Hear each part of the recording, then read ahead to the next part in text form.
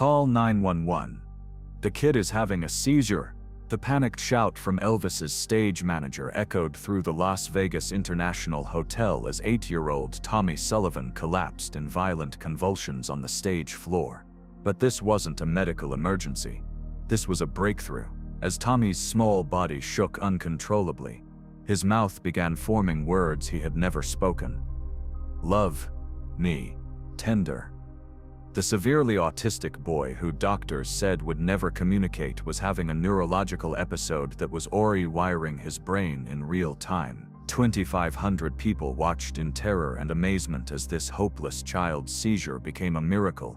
His medical crisis became a moment of impossible healing. Elvis knelt beside the convulsing boy, and what happened next would prove that some breakthroughs look like breakdowns. But to understand how a seizure could unlock 8 years of silence, you need to know about the mother's desperate gamble, and the song that literally shocked a brain back to life. It was October 15th, 1975. At the Las Vegas International Hotel, Elvis was performing his evening show to a sold-out crowd when something unprecedented happened. 8-year-old Tommy Sullivan, who had never spoken a word in his life, was about to experience a medical event that would rewrite everything doctors thought they knew about autism, music, and the human brain. Tommy had been born perfectly normal. For the first 18 months of his life, he was a happy, healthy baby who babbled, laughed, and seemed to be developing typically. Then, almost overnight, something changed. The babbling stopped, the eye contact disappeared, the smiles faded away. By age 2, Tommy had retreated into a silent world that no doctor, therapist, or treatment could penetrate. His mother, Emma Sullivan, was a single mother working 2 jobs in Detroit to support herself. And Tommy, when the autism diagnosis came at age 3, Emma's world collapsed. "Your son has severe autism," Dr. Peterson had told her with clinical detachment. "He will likely never speak, never form meaningful relationships, and will require lifelong care. You should prepare yourself for that reality." But Emma refused to accept that reality. She spent every spare dollar on speech therapy, occupational therapy, behavioral therapy, and experimental treatments. Nothing worked. Tommy remained locked in his silent world, unable to communicate, seemingly unaware of the world around him. The only time he showed any response was during his frequent meltdowns, when he would scream and thrash with such violence that Emma feared he might hurt himself. For 5 years, Emma watched her son struggle in silence. She tried everything medical science had to offer: special diets, vitamin supplements, sensory therapy, social skills training, thousands of dollars and countless hours, all for nothing. Tommy remained unreachable, trapped behind walls that seemed impenetrable. Then, one night in March 1975, something unexpected happened. Emma had been cleaning the house while an old Elvis album played on the record player. "Love Me Tender" began to play, and for the first time in years, Tommy became completely still. Not the vacant stillness of autism, but an alert, focused stillness. He was listening. Emma held her breath and watched as Tommy slowly turned toward the music. His eyes, which usually darted around without focus, fixed on the record player. His hands, which usually flapped repetitively, became calm. For 3 minutes and 26, Tommy was completely present, completely aware, completely connected to something outside himself. When the song ended, Tommy returned to his usual state. But Emma had seen something that gave her hope for the first time in years. She immediately put the record back on. Again, Tommy became alert and focused. Again, he seemed to emerge from his autism for the duration of the song. Emma began experimenting with different Elvis songs. Heartbreak Hotel got no response. Hound Dog made Tommy agitate. All Shook Up caused a meltdown. But Love Me Tender worked every time. It was as if that specific song contained a key to Tommy's locked mind. Over the following months, Emma played Love Me Tender every day. She noticed that Tommy's responses were becoming stronger. He began to rock gently to the rhythm, his breathing synchronized with the melody. Sometimes she thought she could see him mouthing the words, though no sound came out. Emma started researching the connection between music and autism. She learned about music therapy, about how certain frequencies and rhythms could affect brain function. She read studies about children with autism, who responded to music when they responded to nothing else. Most importantly, she learned that the brain was more plastic than doctors had previously believed. If the right stimulus could be found, new neural pathways could potentially be formed. But when Emma mentioned her observations to Dr. Peterson,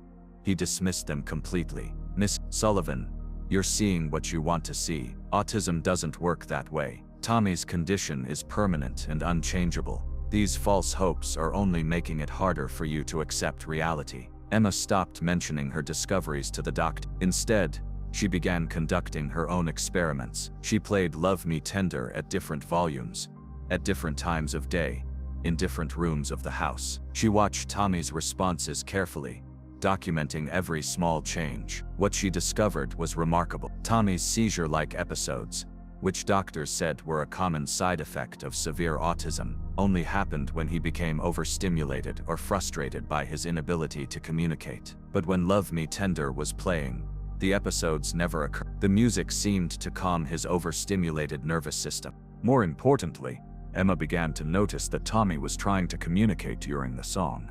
His mouth would move silently, as if he was attempting to sing along. His hands would gesture in ways that seemed purposeful rather than random. His eyes would seek out Emma's face, making eye contact that lasted the entire duration of the song.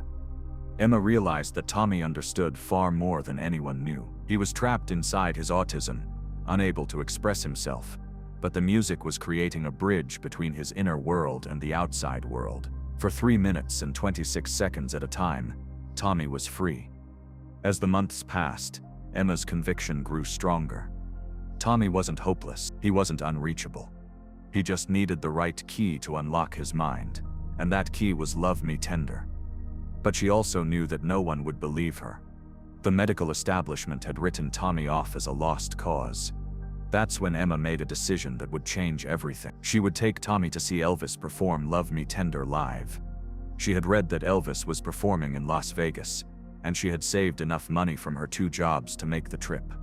It was a crazy idea, but Emma was desperate. She had to know if live music would have a stronger effect than recorded music. The trip to Las Vegas took every penny Emma had saved. She bought the cheapest tickets she could find, drove her old car across the country, and stayed in the cheapest motel she could locate. But she had to try. If there was any chance that seeing Elvis live could help Tommy, she had to take it. Emma had no idea what she expected to happen. In her wildest dreams, she hoped that Tommy might show some increased response to the live music. Maybe he would be more alert, more present. She never imagined that the live performance would trigger a complete neurological transformation. The day of the concert, Tommy was more agitated than usual. The unfamiliar surroundings, the noise, the crowds of people all combined to overstimulate his sensitive nervous system. Emma began to worry that bringing him to the concert had been a mistake. Tommy was showing signs of building toward one of his severe episodes. But Emma had come too far to turn back now. She managed to get Tommy into the International Hotel and to their seat. The arena was packed with 2,500 people, all excited to see Elvis perform. The noise level was overwhelming for Tommy, who covered his ears and rocked back and forth in distress. When Elvis took the stage, the crowd erupted in screams and applause. Tommy's agitation increased. He began to make the high-pitched keening sound that usually preceded his worst episodes. Emma held him tightly, whispering reassurances that she hoped would keep him calm until Elvis sang Love Me Tender. "That's all right. Heartbreak Hotel, Hound Dog. Don't be cruel." Tommy showed no response to any of these songs. If anything, his distress was increasing. Emma began to panic. She had spent her life savings on this trip, and it was looking like it might end in disaster. Then Elvis announced that he was going to slow things down with a special song. "This next one goes out to all the lovers in the audience," he said with his characteristic smile. "It's a song about tenderness, about loving someone gently and complete." The opening notes of Love Me Tender filled the arena, and Tommy's transformation was instantaneous. His keening stopped. His rocking ceased. His hands uncovered his ears. For the first time since entering the building, Tommy was calm and alert. But what happened next shocked everyone, including Emma. As Elvis sang the familiar words, Tommy began to sing along, not silently, as he did at home, but audibly. His voice was quiet, but it was definitely there. Clear words, perfect pronunciation, beautiful tone. Emma couldn't believe what she was hearing. Her son, who had never spoken a word, was singing. The people around them began to notice. Heads turned, conversations stopped. An excited murmur began to spread through their section of the arena. But Tommy's response was just beginning. As the song continued, his voice grew stronger. He wasn't just mouthing the words anymore. He was actually singing them with confidence and clarity. His whole body language had changed. The vacant, unfocused demeanor of autism was gone, replaced by alert, intentional participation. Then something even more extraordinary happened. As Elvis reached the final verse of the song, Tommy stood up. Without any prompting from Emma, he stood up and began walking toward the stage. Not the aimless wandering of autism, but purposeful movement with a clear destination. Emma tried to stop him, but Tommy was determined. He walked down the aisle, still singing, still completely focused on Elvis and the song. Other audience members moved aside to let him pass, sensing that something remarkable was happening. By the time Tommy reached the front of the stage, his singing had caught Elvis's attention. The king of rock and roll looked down and saw this small boy, clearly different from other children, singing his song with perfect pitch and obvious joy. Elvis smiled and continued the song, but Emma could see that he was intrigued by this unusual audience member. As the song ended, Tommy did something that no one expected. He didn't return to his seat or stand quietly waiting for the next song. Instead, he reached up toward Elvis and spoke his first words ever. "More music, please. Love me tender again." The arena fell completely silent. Elvis stopped moving. The band stopped playing. 2,500 people held their breath as they realized they had just witnessed something impossible. This child, who clearly had special needs, had just spoken with perfect clarity and obvious intelligence. Elvis knelt down at the edge of the stage to get closer to Tommy. "What did you say, little man?" he asked gently. "Love me tender again, please." Tommy repeated, his voice clear and confident. "I like that song. It makes my brain feel good." Emma ran down the aisle, tears streaming down her face. She had never heard her son speak before, and now he was having a conversation with Elvis Presley in front of thousands of people. It was impossible, miraculous, and terrifying all at once. "Is this your little boy?" Elvis asked Emma when she reached the stage. "Yes," Emma managed to say through her tears. "He's never spoken before. Ever. He has severe autism. The doctors said he would never communicate." Elvis looked back at Tommy, who was still gazing up at him with clear, focused eyes. "He seems to be communicating just fine to me. Don't you, buddy?" "Yes," Tommy said simply. "Music helps me talk. Your music opens the door in my head."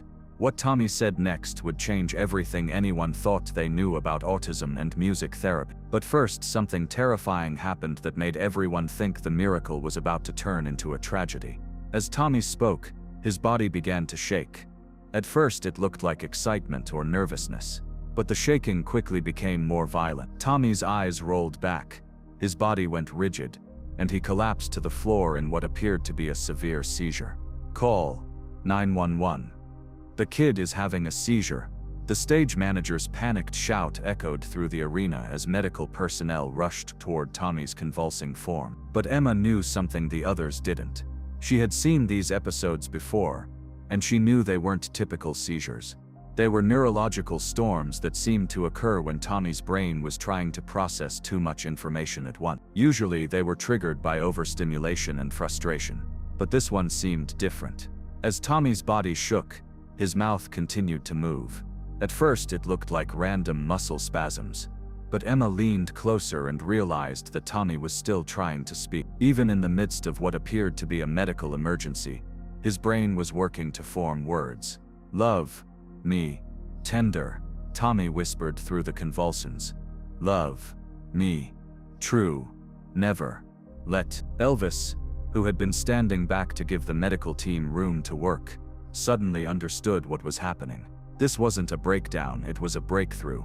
Tommy's brain was literally rewiring itself in real time, creating new neural pathways that had never existed before. Against the advice of his security team, Elvis knelt down beside Tommy and began to sing, "Love me tender," softly, just for him.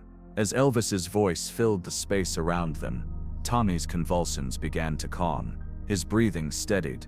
His eyes focused. When the episode ended, Tommy sat up and looked around at the circle of concerned faces surrounding him. "I'm okay," he said clearly.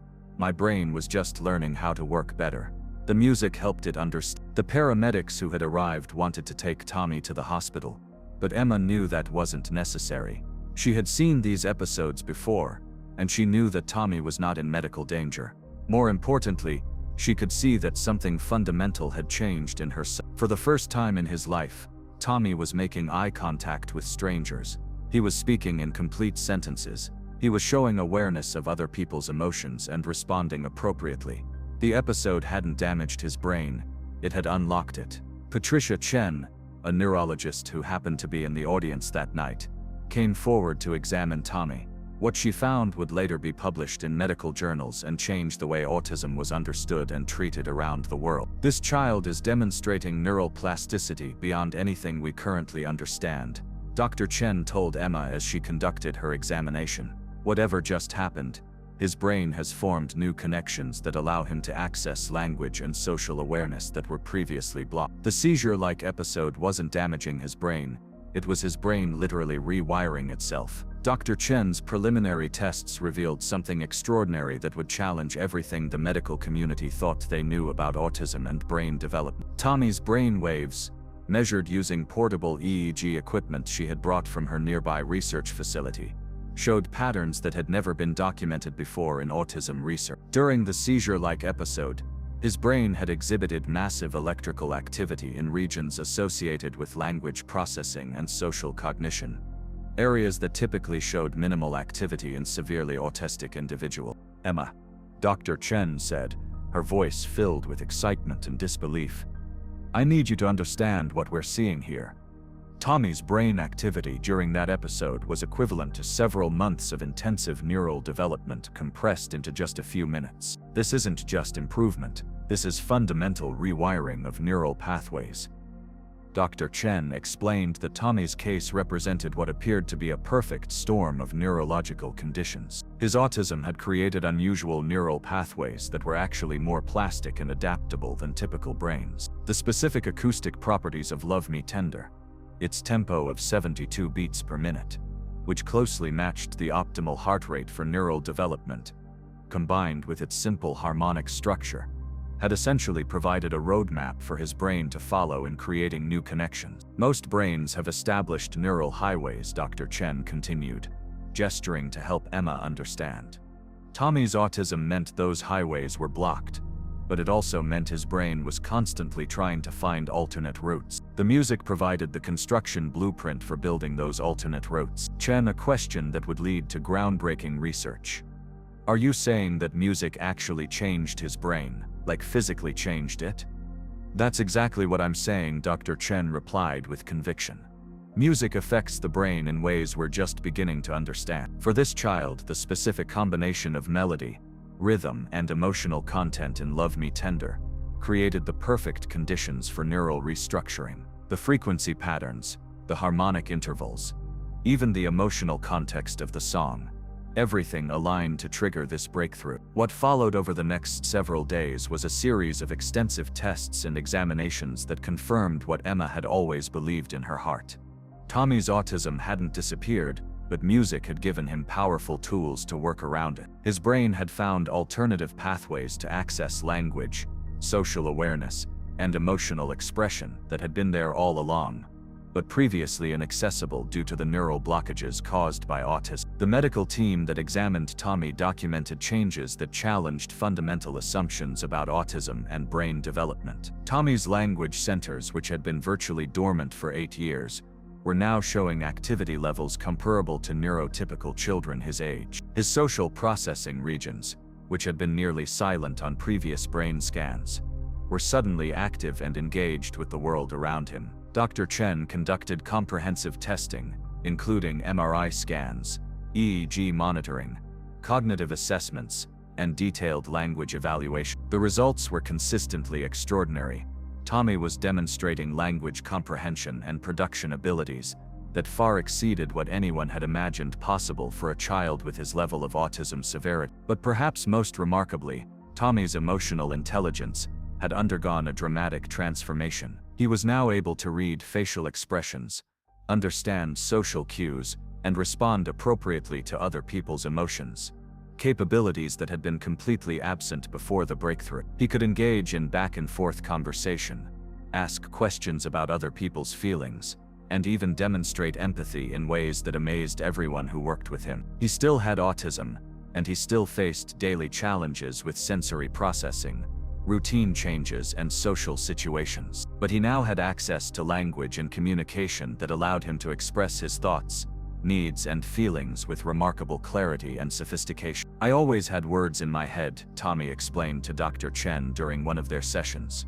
His articulation clear and his eye contact steady. "They were just trapped behind a door that I couldn't open. The music didn't give me words, it gave me the key to the door." Chen to develop a revolutionary theory about autism and communication. Rather than being a deficit of language ability, severe autism might actually be a condition where language abilities were present, but inaccessible due to neural pathway disruption. Music, particularly songs with specific acoustic properties, could potentially serve as neural scaffolding to help build alternate pathways to these trapped abilities. Elvis was so moved by Tommy's story that he began incorporating music therapy advocacy into his concerts in ways that went far beyond simple awareness campaigns. Over the following months, Elvis worked closely with Chen to understand the science behind Tommy's breakthrough, and to explore how music might help other children with autism and developmental challenge. Chen during one of their research sessions: "But I never understood that music could literally heal brains. If my songs can help kids like Tommy,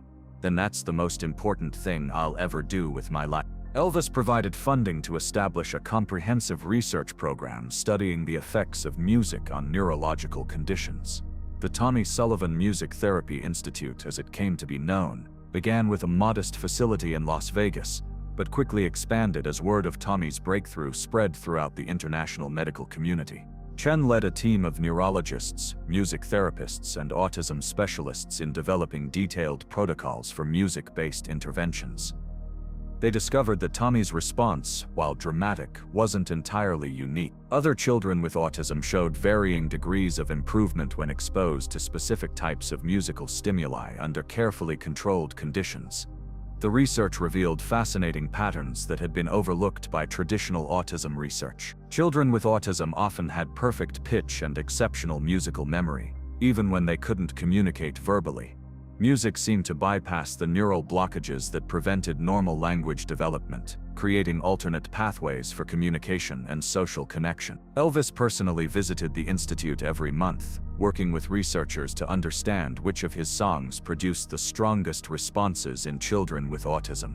"Love Me Tender" remained the most effective, but other slow, melodically simple songs also showed therapeutic promise. The key factors appeared to be tempo, harmonic complexity, and emotional content. The Institute's first clinical trial included 50 children with severe autism, carefully selected to represent different subtypes and severity levels of the condition. Using protocols developed from studying Tommy's breakthrough, therapists exposed the children to specific musical interventions designed to trigger neural plasticity. While no other child experienced as dramatic a transformation as Tommy, 60% showed measurable improvements in language development and social awareness. Traditional autism therapies typically showed improvement rates of 15 to 20%. Music therapy, when properly applied using the protocols developed from Tommy's case, was achieving success rates 3 times higher than conventional treatment. For Emma, the greatest gift wasn't the medical breakthrough, or the research opportunities, or even the international attention that Tommy's story received from families around the world. The greatest gift was hearing her son say, for the first time in his life, "I love you, Mom. Thank you for never giving up on me."